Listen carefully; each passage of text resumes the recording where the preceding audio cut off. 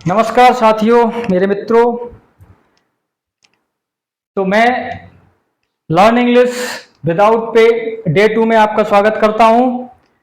मैं इंग्लिश सिखाने के लिए तैयार हूं। क्या आप इंग्लिश सीखने के लिए तैयार हो? Are you ready? जब आप लाउडली बोलिए, आर यू रेडी? ये that's the spirit, that's the spirit. मतलब क्या हुआ इसका? ये हुई ना बात।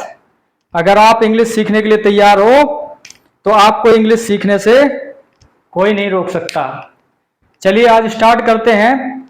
आज ऐसे सेंटेंस बताएंगे आपको जो आप घर में हिंदी में बोलते हैं या अपनी लोकल लैंग्वेज में बोलते हैं, लेकिन इंग्लिश में बोलना उनका बहुत ही सरल है, उससे भी सरल है, लेकिन आप लोग उसकी कोशिश नहीं करते या ये सोचते हैं कि सामने वाला समझ नहीं पाएगा। जबकि बहुत सारे ऐसे वाक्य हैं जो सामने वाला समझेगा भी और आप बोल भी सकते हैं।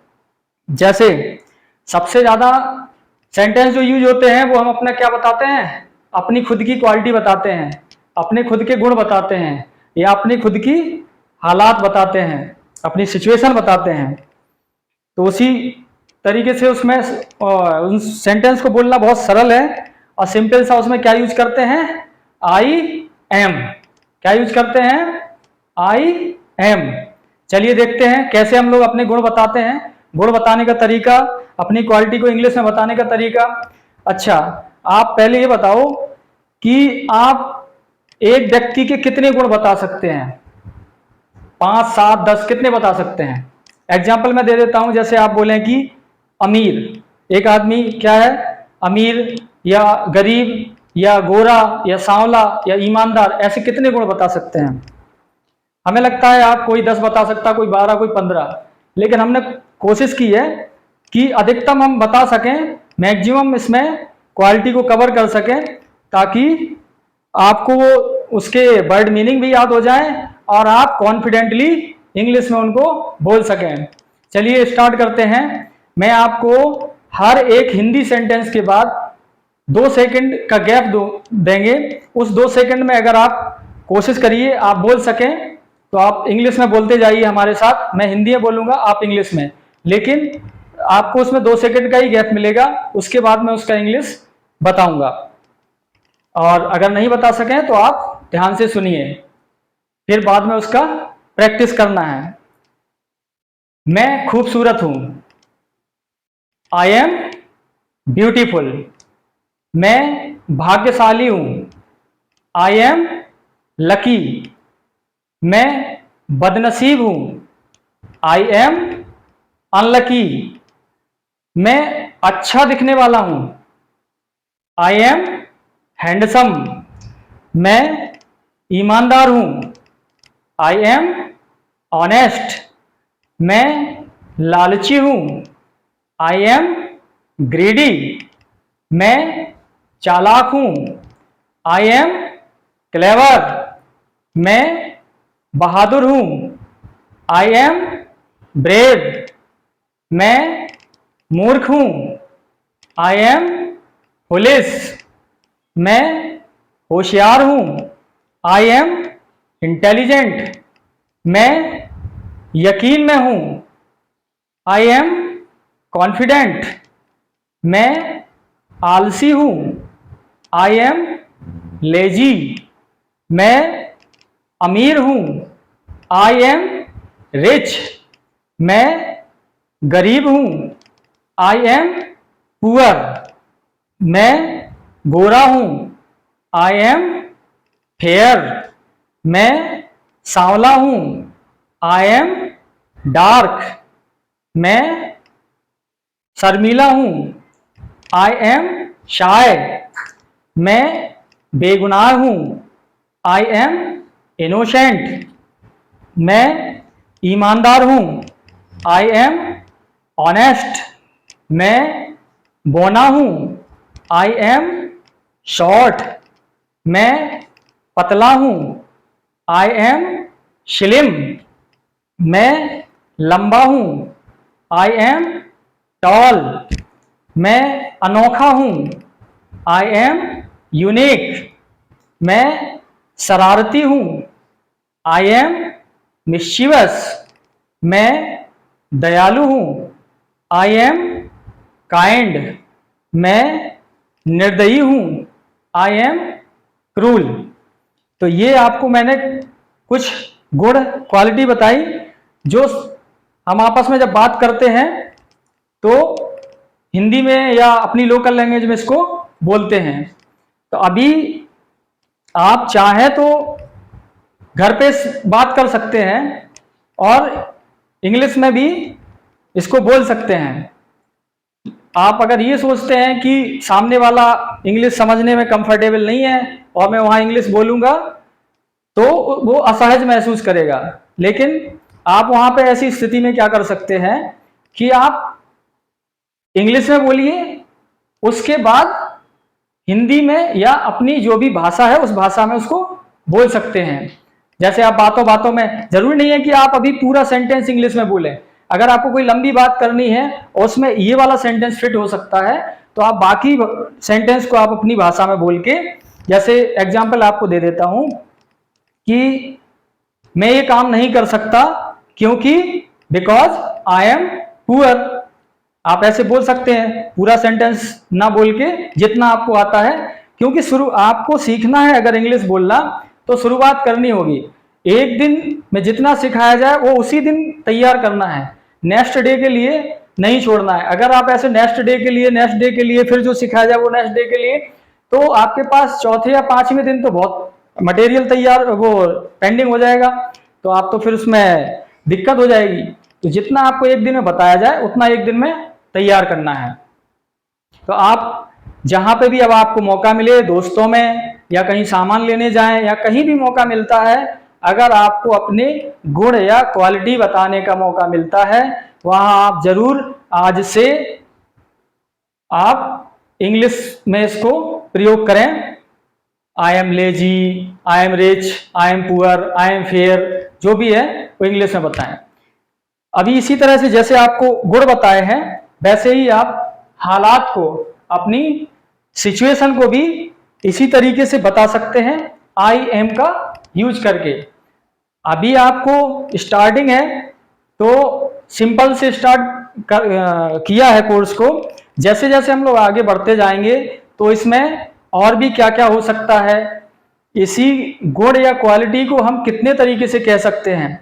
अभी जैसे हमने आपको 30 से 40 सेंटेंस बताए हैं, यही 40 सेंटेंस 160 सेंटेंस में भी बदल जाएंगे जब हम आपको बताएंगे।